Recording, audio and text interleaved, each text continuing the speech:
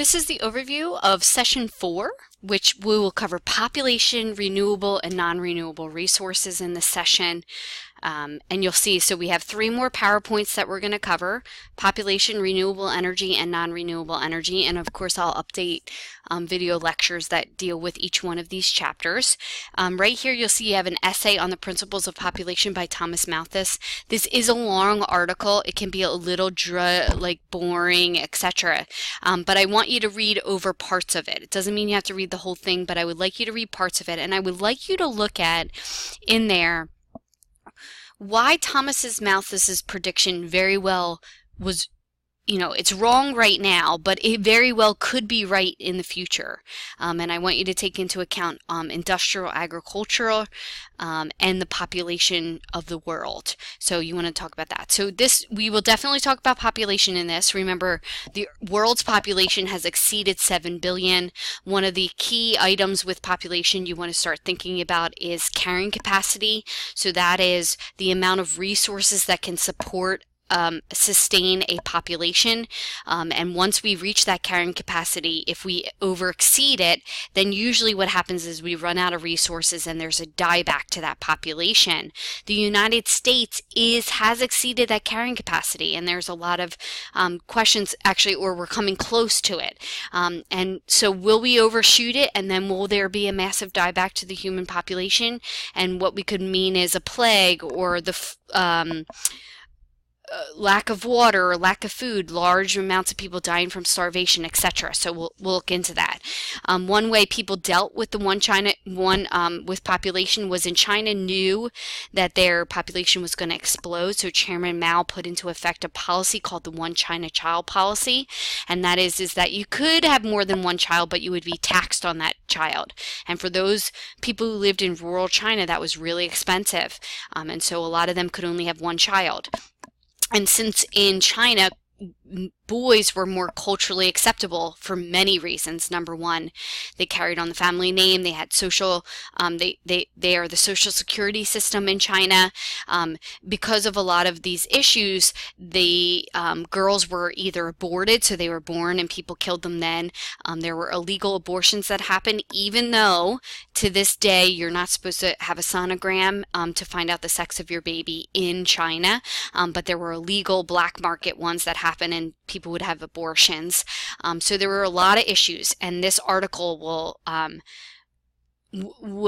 talk about the One China Child policy and the issues with it. And then we're going to move on to non-renewable energy. And non-renewable energy, of course, is energy that cannot be renewed. So you're talking about nuclear because it uses uranium. You're talking about coal, oil, anything that's non-renewable. Unfortunately, our system here in the United States is set up to non-renewable resources, but if we want to tackle climate change, we definitely have to switch over to renewable resources. Renewable resources are tidal energy. You'll see here